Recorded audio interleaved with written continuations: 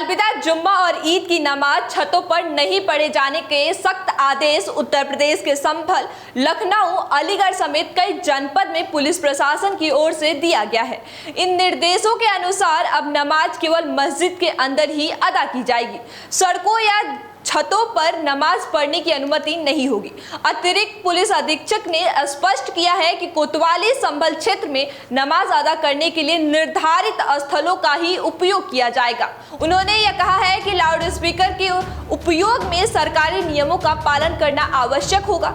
बता दें कि संभल सदर कोतवाली में बीते दिनों शांति समिति की बैठक हुई थी, जिसमें एएसपी और एसडीएम ने कहा था कि सड़क और छतों पर कोई नमाज अदा नहीं की जाएगी। कांग्रेस सांसद इमरान मसूद ने सड़क और मस्जिद की छत पर नमाज अदा करने पर लगी प्रतिबंध को लेकर केंद्र सरकार पर तीखा हमला बोल दिया है। उन्होंने कहा है कि यह फैसला न केवल मुस्लिम समुदाय के अधिकारों का हनन है, बल्कि उनके अधिकारों पर बुलडोजर चलाने जैसा ही समझा जाना चाहिए। उत्तर प्रदेश सरकार ने संभल सहित पूरे यूपी में सड़क और छतों पर नमाज को बैन कर दिया है।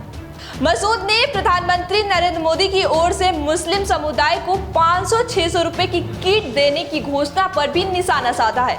उन्होंने कहा है कि मुसलमानों को भीख या सौगात की जरूरत नहीं है, बल्कि उन्हें सुरक्षा और सम्मान की आवश्यकता है।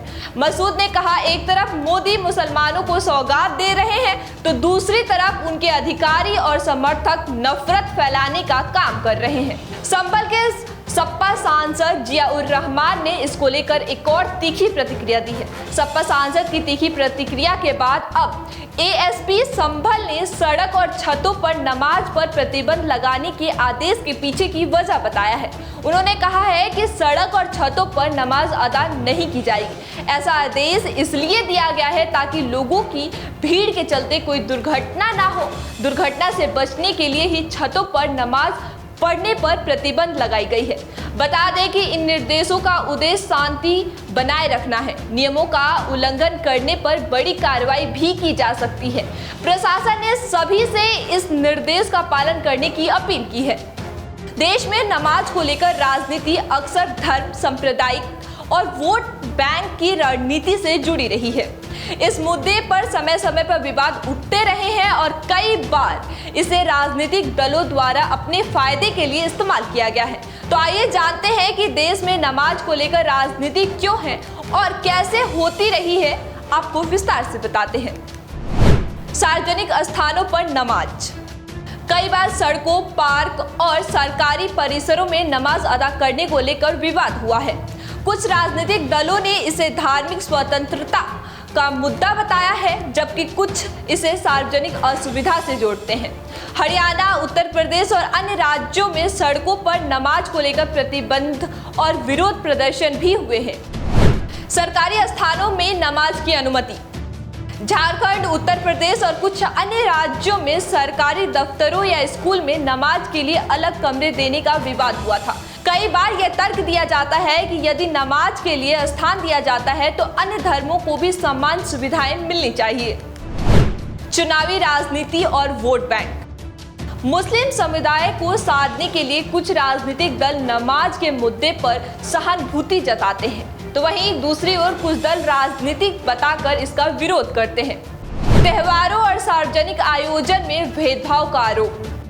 कुछ मामलों में हिंदू त्योहारों और आयोजनाओं पर प्रशासन पाबंदी की तुलना नमाज की खुली छूट से की जाती है, जिससे यह मुद्दा और अधिक संवेदनशील हो जाता है। इस पर राजनीतिक दल एक दूसरे पर भेदभाव का आरोप लगाना भी शुरू कर देते हैं।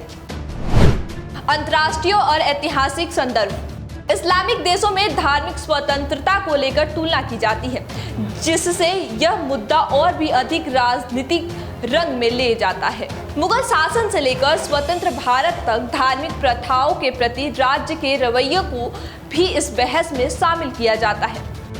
बता दें कि इस्लामिक देशों में सार्वजनिक सड़कों पर नमाज अदा करने के लिए नियम और कानून देश विशेष पर निर्भर करता है। कई इस्लामिक राष्ट्रों में सड़क पर नमाज पढ़ना प्रतिबंध और नियंत्रित है, मुख्य सार्वजनिक सुरक्षा या यातायात प्रबंधनों के कारण से। यूएई। यहाँ सड़क किनारे गाड़ी रोककर नमाज पढ़ना गलत माना जाता है। आबू धाबी पुलिस के अनुसार ऐसे करने पर 1000 दिरहम लगभग 18,000 रुपए का जुर्माना लग सकता है। पुलिस का तर्क है कि यह न केवल नमाज अदा करने वालों के लिए बल्कि सड़क पर चलने वाले अन्य लोगों के लिए भी खतरा हो सकता है। सऊदी अरब में सार्वजनिक स्थानों पर बिना अनुमति के नमाज अदा करना स्वीकार्य नहीं है। वहां के कानून के अनुसार गाड़ी रोककर या सड़क पर नमाज पढ़ना प्रतिबंधित है। इंडोनेशिया में सार्वजनिक स्थानों पर नमाज पढ़ने को नियंत्रित किया जाता है और मस्जिद में नमाज अदा करने को जोर दिया जाता है। इन उदाहरणों से तो स्पष्ट होता है कि कई इस्लामिक देशों में सार्वजनिक सड़कों पर नमाज पढ़ना या तो प्रतिबंधित है या नियंत्रित है। आखिर में नमाज को लेकर राजनीति भारत में धार्मिक ध्रुवीकरण और चुनावी रणनीतियों का हिस्सा बन चुकी है। इस पर बहस अक्सर धार्मिक स्वतंत्रता, सार्वजनिक व्यवस्था और भेदभाव जैसे विषयों से जुड़ी जाती है। अगर इस पर संतुलित और निष्पक्ष नीति अपनाई जाए तो इससे जुड़े विवादों को कम किया जा सकता है। इस पूरी खबर पर आपकी क्या राय है, हमें कमेंट करके जरूर बताएं।